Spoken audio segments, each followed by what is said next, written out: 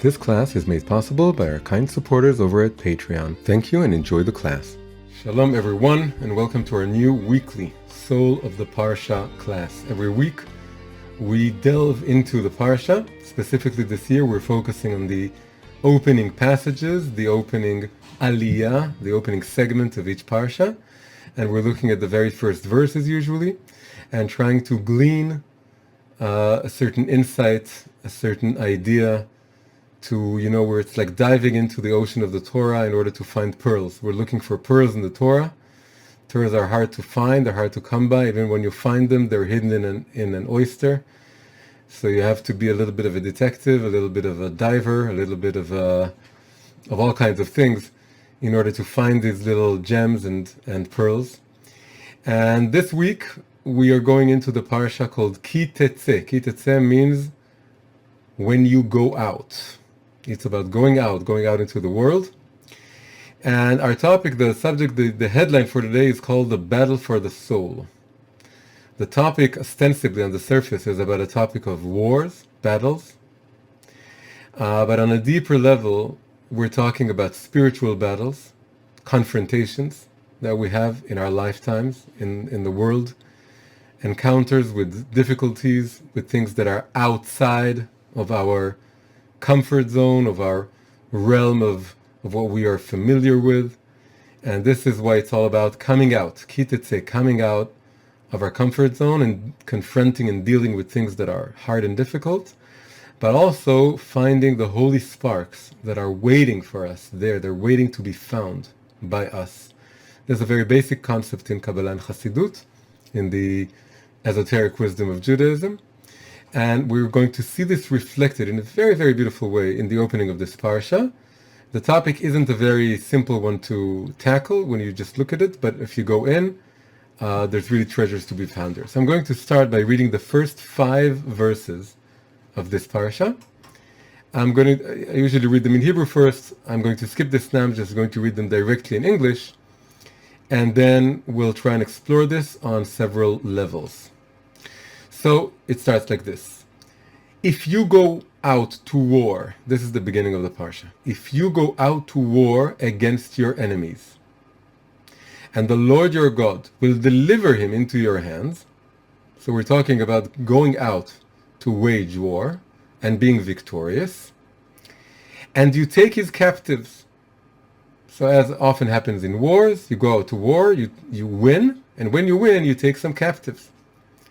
So this is the first verse. Second verse, and you see among the captives a beautiful woman.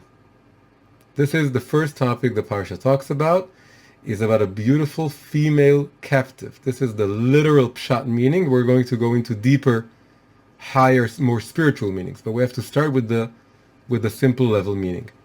So among the captives you see a beautiful woman, and you desire her. So another topic that comes into play here is the desire. In Hebrew it's cheshek. Cheshek is desire. It has to do with the yetzer, the urge, the inclination to life, which is also called, because it can be used, it's often used in a negative way, in destructive ways. It's called yetzer hara, the evil inclination. So you have a cheshek, you desire this woman, and then the Torah says something surprising because it doesn't seem in line with the general spirit of the Torah, but as we'll see in a minute, it really is in line with the spirit. But it's surprising when you first look at it. The verse says, you may take her for yourself as a wife. So the Torah says that when you were going out to war and the soldier sees a beautiful woman among the captives, he may take her to be his wife. But now this is when it gets surprising. Verse 3 of the parsha. You shall bring her into your home, and she shall shave her head and let her nails grow. So you don't take her immediately.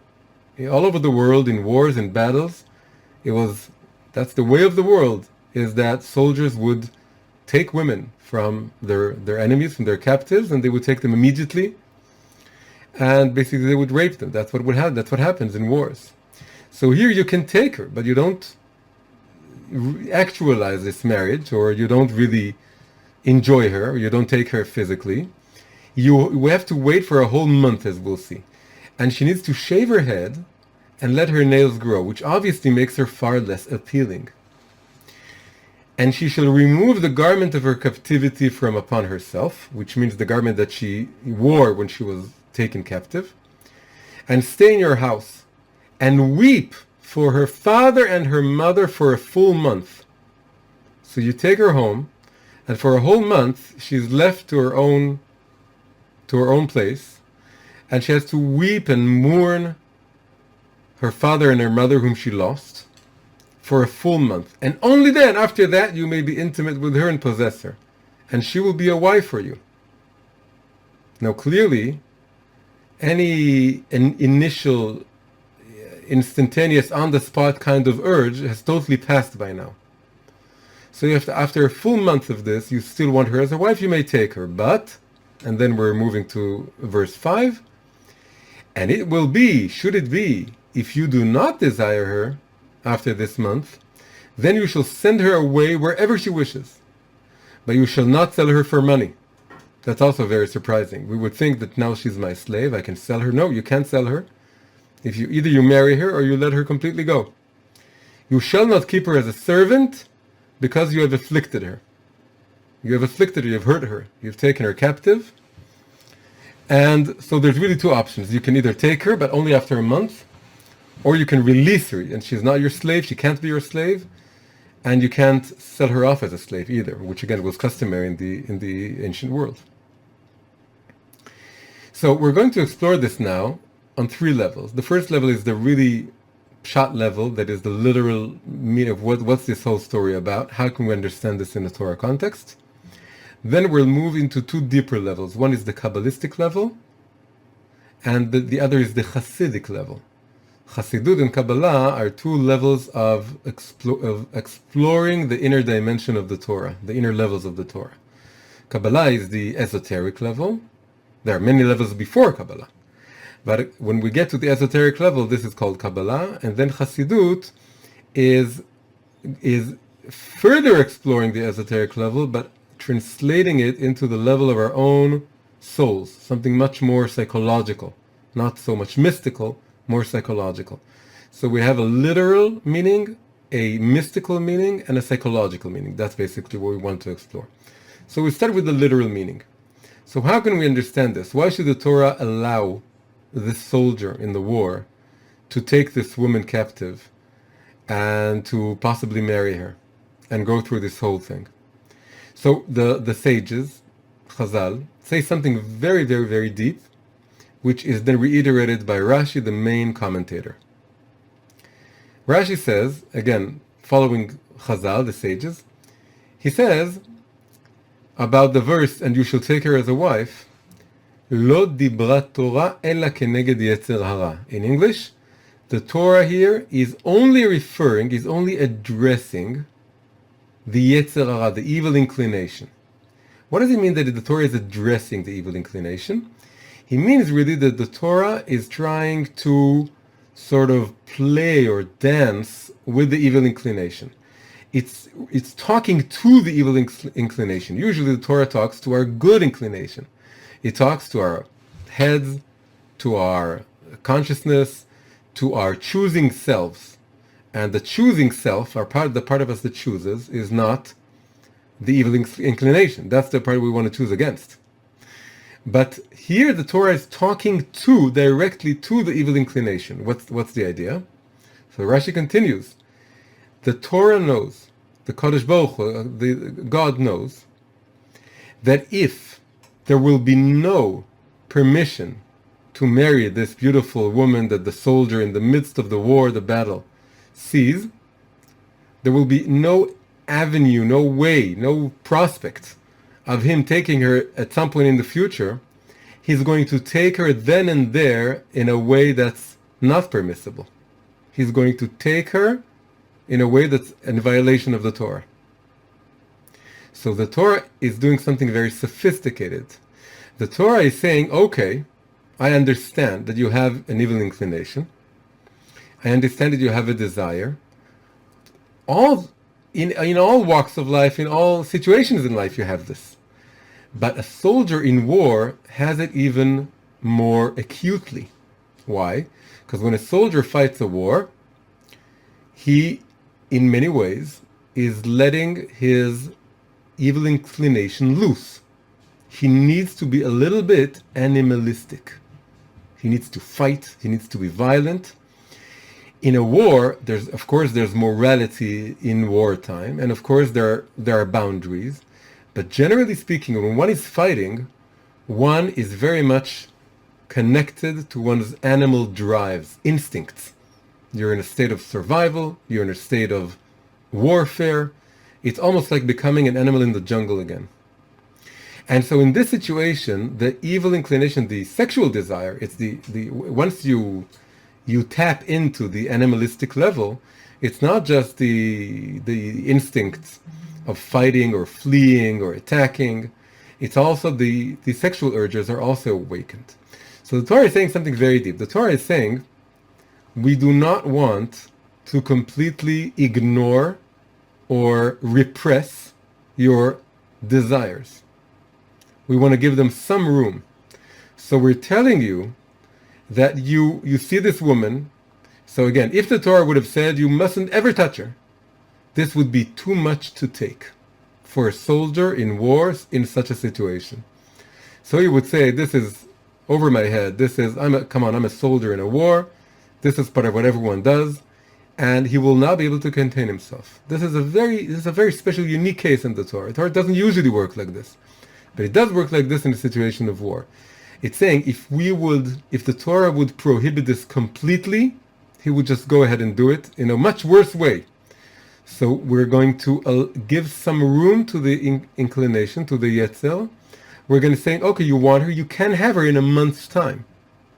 So you can take her home. By the time he takes her home and a month passes, he has completely cooled off. Chances are he will not want her anyway. He will just release her. Almost 99% sure.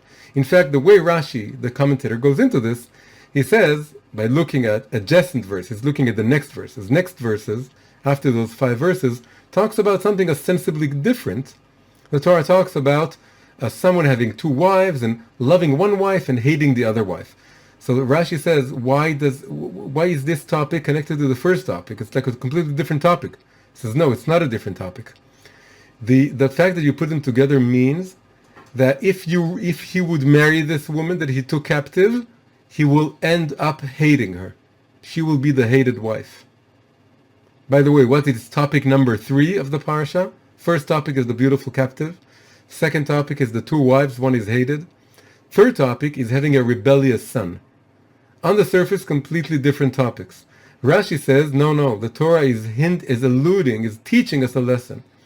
The Torah is telling us if you marry that woman you took captive, then you will end up hating her. That's the second topic.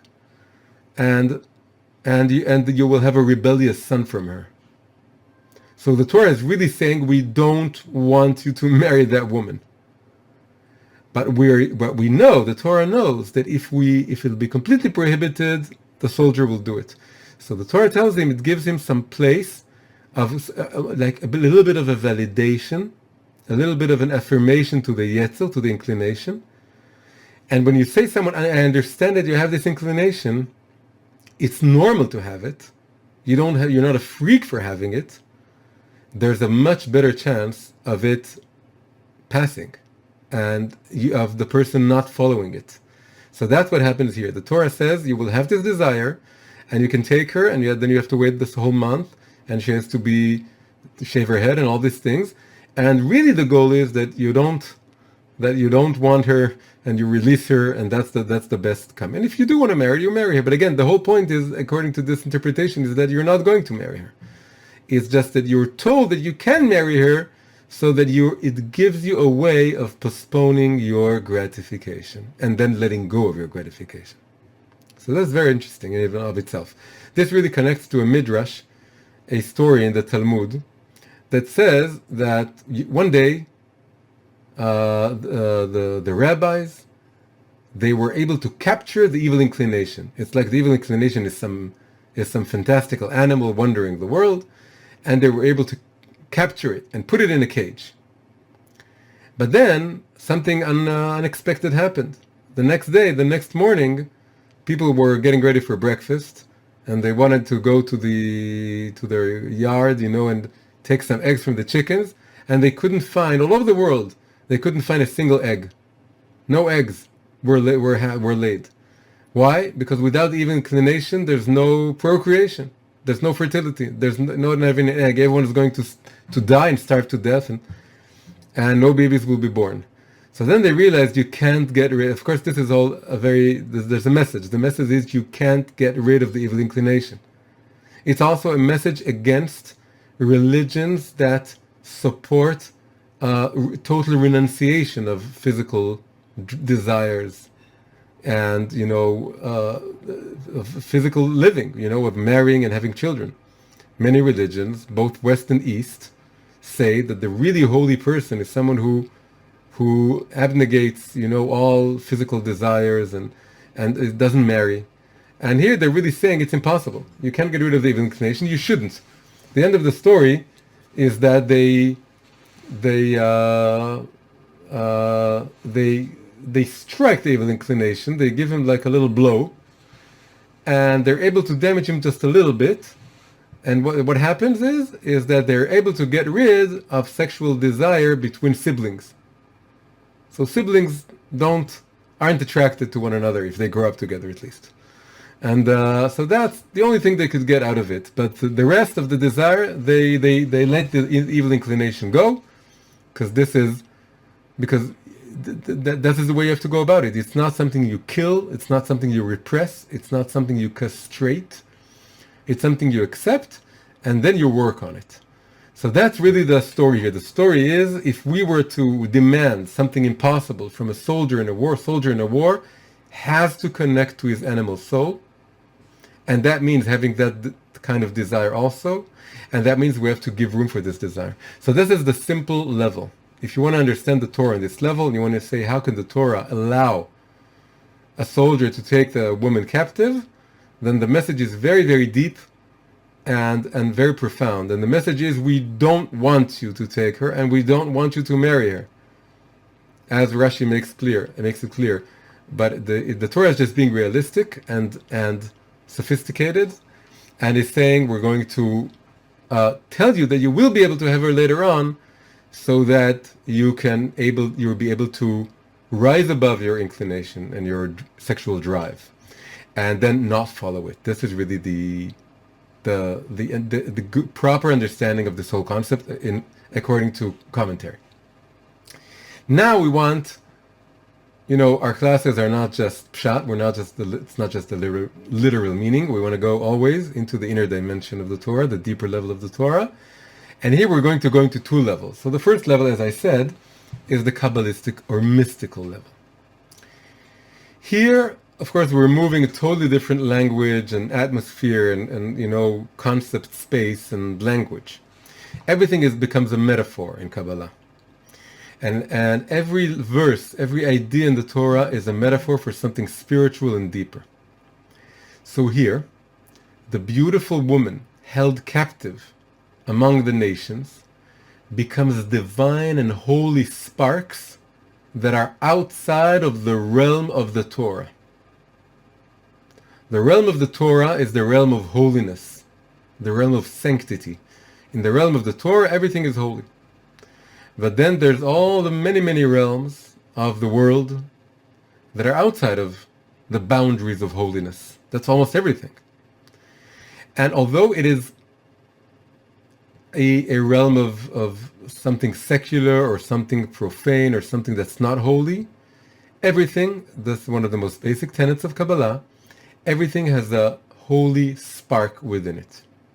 The beautiful woman, which is among the nations, and that as you're coming out to do war on the outside of your sphere, coming out, is all of the holy sparks, very beautiful sparks, and they're, in a way you can say, feminine in nature.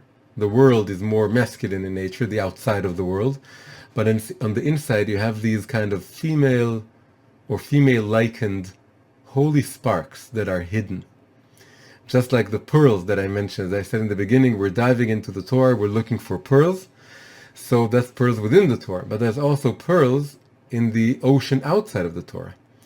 Rashi also makes it clear that the kind of war the Torah is talking about is not a war that you're commanded to do, but it is a war that is permissible. There are two kinds of wars in the Torah. There's a war that you're obligated to do, like when the Jewish people came to conquer the land of Israel. That was a commanded battle or war. There's also a voluntary war, or a war that's something that you choose to do. And Rashi is stressing that here we're talking about a voluntary war, a war that is going into the realm of the permissible. There's the realm of what is not permissible, what is asur, what is forbidden. That is unholy. Then that's the realm of everything you're obligated to do. That is the realm of the holy. In between, what you have to do and what you mustn't do is a whole expanse of things you may or may not do. That's up to you. The realm of the permissible. So in Kabbalah, we're talking about coming out to war, that is coming out of the realm of holiness, going out into the realm of the permissible. And then what is the war? The war is, am I doing what I'm doing, like work, like art, like relationships that are not, for example, with your spouse or even with your spouse. Everything that is outside of the realm of holiness, that you're going out into the world, your activities and your interests and your hobbies, eating, drinking, meeting people, doing things in the world, traveling, all of this realm, there's a war going on, an inner war within you.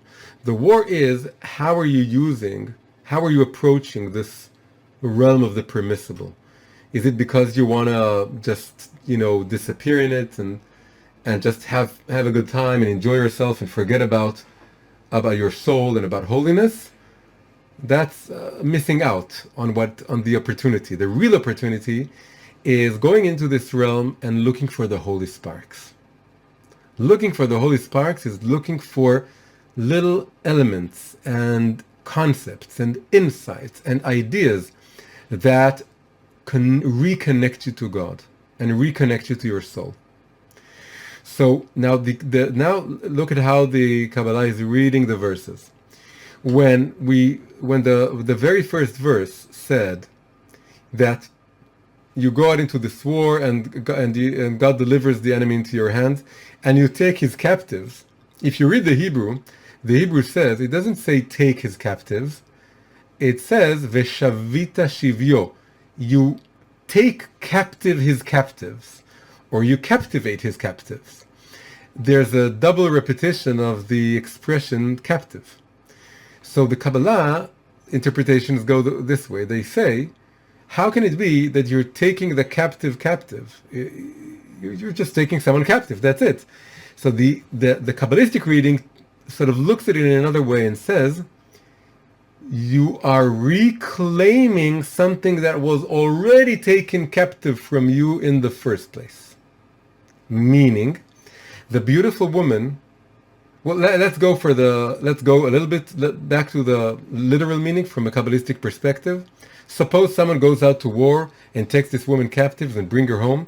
According to Kabbalah, this means that in a way she was destined to become part of the Jewish people to begin with. And she was like a Jewish soul to begin with. That's how Kabbalah explains all converts. Whenever a non-Jew converts into Judaism, the explanation is that he or she were a Jewish soul to begin with. They were a Jewish soul that was planted or came down into the world, into a non-Jewish world. And now it's really not converting or changing their people and their religion. It's going back to where they really belong. They were Jews all along. So the idea is that this beautiful woman is already a Jewish soul, or in this case, a holy spark that is part of holiness. It's part of the realm of holiness. We said that we're beginning in the realm of holiness and coming out into the realm of the permissible, and then we find a holy spark. But the idea is that the holy spark belongs and has always belonged to the realm of holiness. And it needs to be returned. So you take the captive. It's already a captive. The holy spark has been taken captive by the world. So let's give it just a simple example. You study Torah, but you don't just study Torah all day. Sometimes you read some other books, or you watch movies, or you meet people, or you take you go for a walk, or you go to take a trip somewhere. And then, in that realm of the permissible, you stumble upon a very beautiful, holy idea, or thought, or concept, or insight. And you didn't find it in the Torah, you found it outside of the Torah. But if it's really a holy spark, it's a lost spark from the Torah, from holiness, from God's word. So it was taken captive before you met it, you saw it, you encountered it, before you heard about it. It's like a lost spark. It got lost. And it was taken captive by the external shells of this world. So when you're reclaiming it, when you're elevating it, and reconnecting it to the realm of serving God, of being connected to God, you're taking the captive back. You're taking captive the captive, right? This is the idea. Very beautiful reading of these two words, Veshavita Shivyo. It's really lehashiv, to return. You're taking back something that was spiritual, taken away from the realm of holiness to begin with. So this is the Kabbalistic understanding. Kabbalistic understanding is that we're going out from the realm of holiness to the realm of the permissible. We're finding all kinds of holy sparks, and then we recognize them for what they are. Torah concepts, Torah ideas. By the way, every time you have someone who grew up outside of Orthodox Judaism, outside of Torah observance, outside of living a holy life, and then they discover Judaism, and if they're a Jew, it's called doing tshuva, right, returning to Judaism. And if they're a non-Jew, it means converting. Whenever something like this happens, these people, that's my story, I grew up outside of the Torah world, they take with them a lot of holy sparks from where they came from. It could be the art form that they practiced, it could be the books that they read, the experiences that they had. They're taking with them a lot of holy sparks and bringing them back into the fold of holiness. So in a way, they were like soldiers who were stationed outside of holiness, outside of Torah, and then they found a lot of beautiful women, beautiful sparks, and then they took them and elevated them, and they bring them into the realm of holiness. So according to Kabbalah, the reason the Torah permits, or the deeper level of the idea that the Torah permits the soldier to take this beautiful woman, is really saying, the reason you're going out to wars, the reason you're going out, Teitze, to wars on the outside world, is in order to find those sparks and bring them home. And then let's look at some more details here that are within the verses. The first little detail that is now, we can understand it anew, is that the way it's phrased in the beginning, it says, Ki tetze lemilchama al oivecha. If you go out to war on your enemies. This is surprising. It should have said, if you go out to war against your enemies. But the Hebrew says, if you go out to war on your enemies. So the Kabbalistic, there's also a little bit of Hasidut I'm bringing into the Kabbalistic interpretation. But the idea is that when you go out to be on the lookout for holy sparks, you can't be too much mixed and confused with your enemies, or with the outside world, with the world of exterior shells. You need to be above it. If you go out to war, you need to be on or above your enemy. You can't recognize a spark from a shell.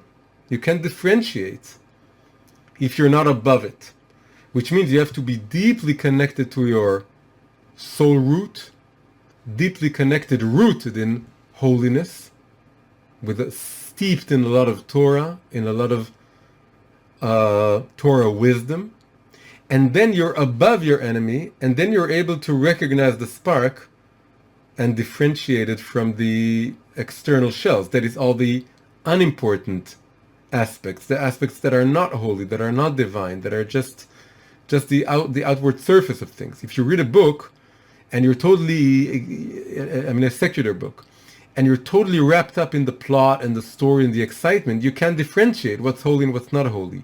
You have to be above the book, above the experience, above the situation, and connected to your holy soul root.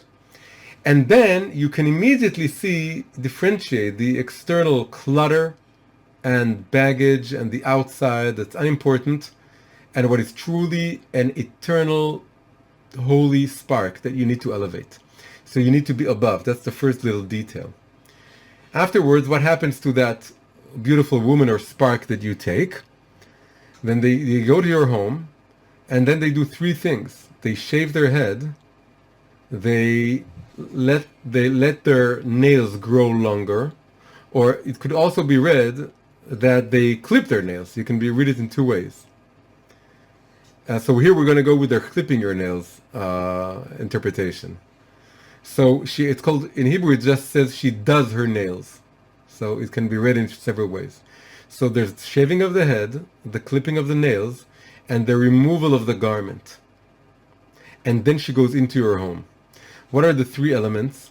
So in Kabbalah, that means that when you take a holy spark from a book or a movie or an experience or something that you found outside of the Torah realm, could be in philosophy, in art, or just some conversation you had with someone interesting, and you're asking, what's the takeaway? What's the spark that I want to take away with me? Then you, in order to convert that spark, so to speak, or elevate it, or bring it back into holiness, you need to do three things. You need to shave the head. That means removing it from its conceptual original context that was unholy. That's a more intellectual level. The shaving the head is like the intellectual level, and you're cutting off the external baggage, the clutter, what's not important. So this is the intellectual level of clarifying, of finding the root. The second level, the clipping of the nails. Nails are just like hair. Something grows out of your body, but you can need to remove it. This is doing the same thing on the level of the body, not the head, which means the level of the emotions. So first there's an intellectual kind of conversion process. There's an emotional conversion process. That you need to remove, again, everything that's external, that's outside, that's also, a nail is something you scratch, it's something a bit animalistic. Animals, don't shave and they don't cut off their nails. But we can do it to the animals, we can do it to the animal soul, we can do it to this holy spark. And then there's also removing the garments. These are levels of each soul. Each soul is an intellectual level and then an emotional level. And then in Hasidut it's called the level of the garments of the soul, everything that it's wrapped up in. So only then do you really find the spark. And then you take it into your home. This is how the verses go. There's the shaving and the clipping and the removal of the garments, and then you bring her into your home. Now, final detail, she has to weep for a whole month. Comes the Ari, the greatest Kabbalist, 16th century, and says, what does it mean to cry for a whole month? When do we cry for a whole month? So amazingly, it's in the month that Teitze is read in every year. It's the month of Elul. The Ari says that the month of weeping of this beautiful woman, it's really you weeping, doing tshuva, doing the work of returning to God, of reconnecting with your soul root. This is Elul, the work of tshuva.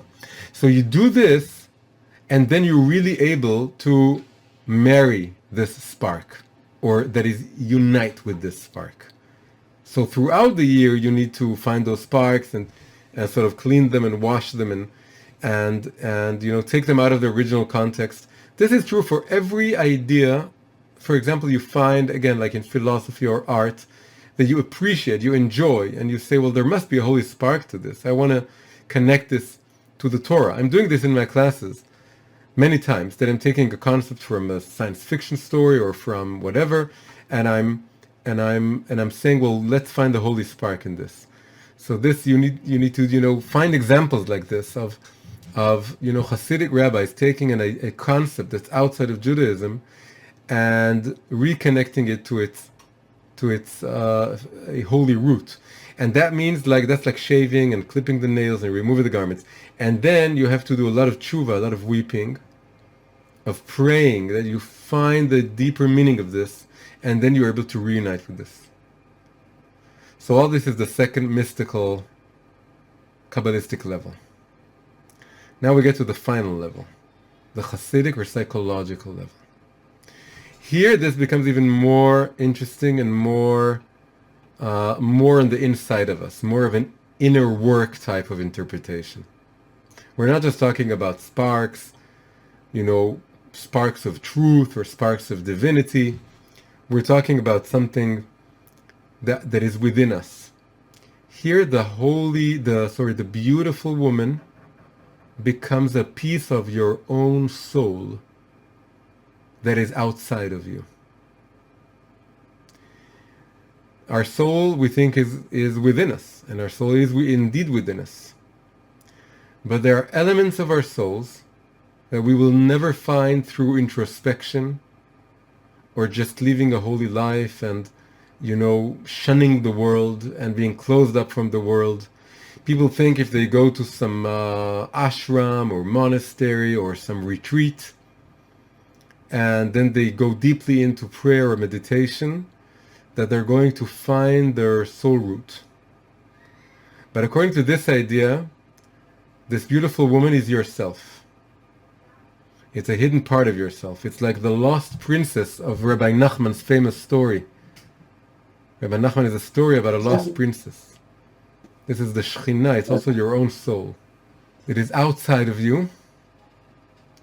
And you need to go out of yourself, go out of your way, go out of your comfort zone, go out of your familiar realm. And that means confronting the world on the outside. This is a world of battle, of confrontation, of hardship. But if you go through with this, and you don't run away from life's difficulties, you may find, as a captive in the outside world, beneath its external shells, your own hidden lost self. Not just a part of yourself, but the highest part of yourself. The soul has many levels. I'm going to say something very, very deep and very, very, very big topic. I would say it very concisely. But the levels of the soul are connected to two major levels. The lower level is the conscious level. It's a few levels. But there's a conscious level of what you can experience and appreciate, and this you can find through introspection, because they're conscious. But then there are the super conscious levels.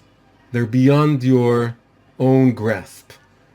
And incredibly and beautifully, you reconnect with those levels only when you come out of yourself and you confront reality and its hardships and difficulties and battles. And the external battle is really a battle for your own soul. When you confront something that's hard and that's antagonistic for you, and you win, you don't lose the sense of who you are, you're connected to who you are and you win, which means you choose your higher self and you choose good, you choose wisely, and you're victorious. This awakens and reconnects you to the higher superconscious levels of your own soul. They were, so to speak, outside of you, and you were only able to reconnect with them. People find it very hard that life isn't easy. Life isn't easy for any of us. And then people ask, why am I going through this hardship? And the reason is that every hardship you encounter means there's another level, a higher level of who you are, of who you may become, that is waiting for you beyond this hardship. This is like the beautiful woman who's really your own soul, who's taken captive by this enemy. And if you win the battle, you take her back, and which is really, again, your own self. Now, I'm going to risk and go into an even higher level of this. The superconscious level is divided into two levels. There's a higher superconscious level that's closer, and then there's an even higher level. That it is really the ultimate root of your soul. They're called in Hebrew the Chaya and the Yechida. The Chaya means the living one. That's the first lower level of the superconscious. And then there's an even higher level, the Yechida, the single one. That's the really ultimate root of your being. So now, why am I saying all this? Why am I going into this? Because the idea is the following. So we're going out to war. We're confronting the hardships. We have to be above the enemy. That is, we have to be connected as much as we can to our true essence and being, to the world of holiness, steeped in Torah, very much connected to our true being and essence. And then we can find the spark, and here the spark becomes our own superconscious or higher levels of the soul. And then we reclaim them and take them back. But now the Hasidic idea goes the following. It's just the first level. It's just the level of the Chaya, of the living one. Chaya is very much connected to, and it has to do with joy and beauty. This is why it's a beautiful woman. But we take this woman, which is really our own self, and it's a joyous event. It's a joyous, thing that happens, a wonderful thing. I feel that I rediscovered myself. I confronted a hardship, and I won. I coped, and I grew. I'm now a little bit higher. I'm connecting. I've connected more to a higher level of who I am. But interestingly, this higher level of who I am is weeping. She's weeping for her father and her mother. So this is a joyous event. So why is my soul still weeping? So my soul is still weeping because my soul knows that although I've gained much, there's infinitely more to gain. There are more battles to win. There are more levels of myself there's an endless levels of growth. So this is something very deep. Whenever you encounter a difficulty and you confront it and you go beyond it and you win and you grow, there's joy mixed with sadness. Why? Because the joy is that you've grown, and the sadness is that you know that there's still more to grow, and that means there are more hardships ahead of you. But it goes along with the joy. It's together. It goes together. You're joyous because you connected to a level of yourself, but there's also a weeping, a very good. By the way, it's not a bad weeping. It's a positive weeping. It's a longing for even higher levels of your own soul. This is like the father and mother of the beautiful woman. That's a higher level of where she's coming from. She's coming from an even a higher level of who you may be, an even better version of yourself that's waiting for you in your future. And therefore that's why she's weeping. So now this is reflected in a beautiful, beautiful gematria. If you take those two words that I used referring to those two levels, Chaya, which is the closer level, and Yechida, which is the higher level. And of course, it's not really two levels. The two levels here reflect the fact that there's what you gain and what you still haven't gained. And of course, it's infinite. Whenever you gain a level, that's your Chaya. And the level that's still above it, that's beyond your grasp, that's the Yechida. So if you take these two words, Chaya and Yechida, the living one and the single one, Chaya equals Chedva, which means joy. This is the beautiful woman. That's why it's joyous. She's beautiful. And that's what you can gain, the closer level. And Yechida equals B'chiya, which means weeping. The higher level equals B'chiya, weeping.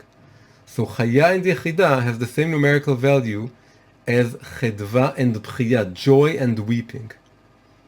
So this is the most profound explanation for this whole concept in the Torah of this beautiful woman that you find. You go out into the world, you confront hardships and difficulties, that's war. You need to be above it, you need to raise yourself above the conflict, and then you can win it. and then you can find the spark. The spark is really part of your own soul. It's like your chaya, your the next level of who you are, and it's a joyous event, but it's also mixed with a kind of deep longing and weeping, which is the knowledge that there's still more to go, and there's still more to grow and more to learn forever and ever, because reaching God and nearing God is an infinite journey. So, to sum up this class, we went into the opening of this parsha Teitze, and on the literal meaning, on the literal level, he talks about a soldier going out to war, finding a beautiful captive, and the permission to take her and marry her, but only after 1 month, in which she mourns for her lost family. And we saw that on this level, it's really the Torah sort of playing and giving some room to the evil inclination in order for us to really elevate it eventually. On a deeper level, a mystical level, we spoke about the idea that this woman represents holy sparks that are scattered throughout life, throughout the world, and that we need to take them and elevate them, which means that we need to sort of disconnect them, detach them from their original context, and we have to place them within a new context of holiness, of holy living. And that's a kind of process of conversion we have to do for everything we encounter in the world. We have to think about it intellectually and emotionally and behaviorally, and see how we can convert it and make it part and parcel of our serving of God, of our spiritual life. And finally, the final level was the Hasidic psychological level, which really is talking about that each encounter, each difficulty is a way of reconnecting with your higher self, which goes along with the feeling that there's even more future higher selves waiting ahead. And this is the joy and weeping that are mixed together in this experience. So this is our meditation upon the opening of this week's Parasha Teitze. Thank you. Hi, if you enjoyed this class, please click the like button and subscribe to the channel. On YouTube, also make sure to click the bell icon. To keep the classes flowing and free of charge, please consider supporting us on Patreon, an amazing platform for supporting independent creators. You're also welcome to join our weekly live Zoom class every Sunday evening, Israel time. You can find all the links in the description below. Thank you very much, keep healthy, and see you soon.